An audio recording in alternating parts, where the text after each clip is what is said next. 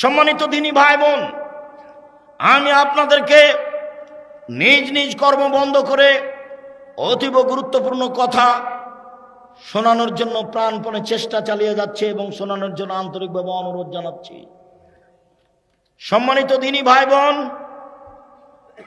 শিরক করলে রাসূলকে অপমান করা হয়, বিদআত করলে রাসূলকে অপমান করা হয়। বিদআত মানুষের ধারণায় নেকির কাজ। যেমন লোকটা মরে মরে লোকটা মরে মরে জান যায় যায়, ওর পাশে বলো লা ইলাহা ইল্লাল্লাহ। আল্লাহ নবী বলছেন এখন যদি ও লা ইলাহা ইল্লাল্লাহ বলে তাহলে জান্নাতে চলে যাবে, হাদিস সহিহ। কিন্তু তার পাশে কোরআন মাজিদ পড়লে গুনাহ হবে কেন? রাসূল বলেননি। তা আপনি যে কোরআন মাজিদ পড়ছেন, হ্যাঁ আব্দুল আজিজ সাহেব কোরআন মাজিদ পড়লে গুনাহ হবে, তো কোরআন মাজিদ আপনি বাড়িতে পড়েন না, এখানে পড়ছেন কেন? এখানে পড়লে বলতে হবে লা ইলাহা ইল্লাল্লাহ, বিকল্প কোনো পথ নেই। মারা গেছে চাদর দিয়ে ঢেকে দেন, মুখখান কেবলা দিকে করলেন কেন? কে বলেছে করতে? অজু দিয়ে গোসল দিন, তো অজু দেওয়ার সময়তে পেট চেপে পেশাব পায়খানা বের করলেন কেন? করা গুনার কাজ। আপনি এখন নখ ছোট করছেন কেন? করা যাবে না। এখন গোপ ছোট করছেন কেন? আপনি পরিষ্কার পরিচ্ছন্নতায় গেলেন কেন? সব বন্ধ, শ্বাস ছিল সব ছিল, শ্বাস নেই সব বাতিল। এখন শুধু অজু দিয়ে গোসল দিতে হবে, অজু দিয়ে গোসল দিবে বাস। স্বামীকে গোসল দিবে স্ত্রী, স্ত্রীকে গোসল দিবে স্বামী, অন্যথায় মহিলাকে গোসল দিবে মহিলা, পুরুষকে গোসল দিবে পুরুষ।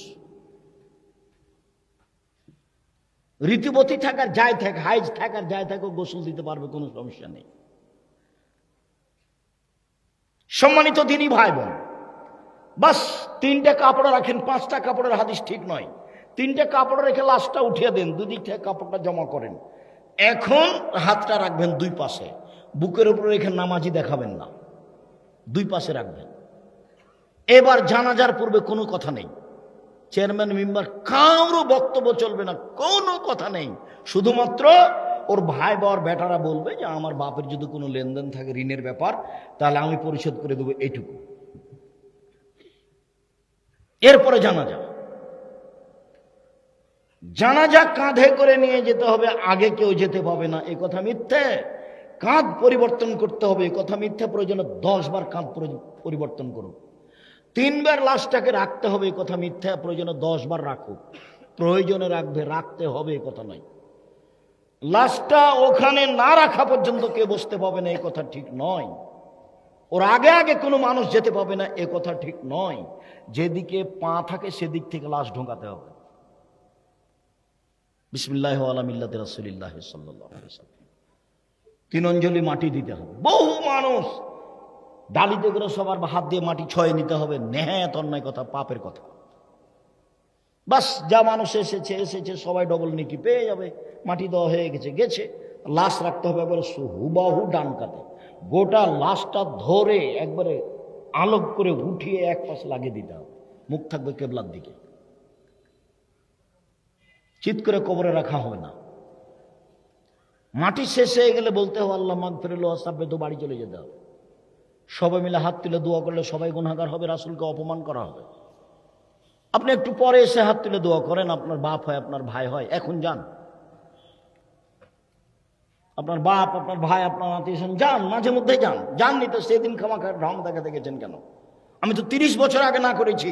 এমন কোন মায়ের বেটা এখনো জন্ম হয়নি কেন? ওরকম মুখের ওপরে বলে না কেন? হুবাহু প্রমাণ পেশ করতে হবে। শুধু কাজই এটা। 90 সাল থেকে মাঠে আসছি, শুধু কাজ হলো এটা, ফতোয়া লেখা। তারপরে 2 নম্বর কাজ হলো পড়াশোনা করা, শিক্ষকতা করা। আর 3 নম্বর কাজ হলো মাঠে যাওয়া। শুনুন, ধর্ম একজন লোক নাম দিয়ে কথা দিয়ে চলে, যার নাম মুহাম্মদ সাল্লাল্লাহু আলাইহি ওয়াসাল্লাম। পৃথিবীর কারো কথা চলে না। রাসূলকে অপমান করে সফলতা অর্জন করা যাবে না।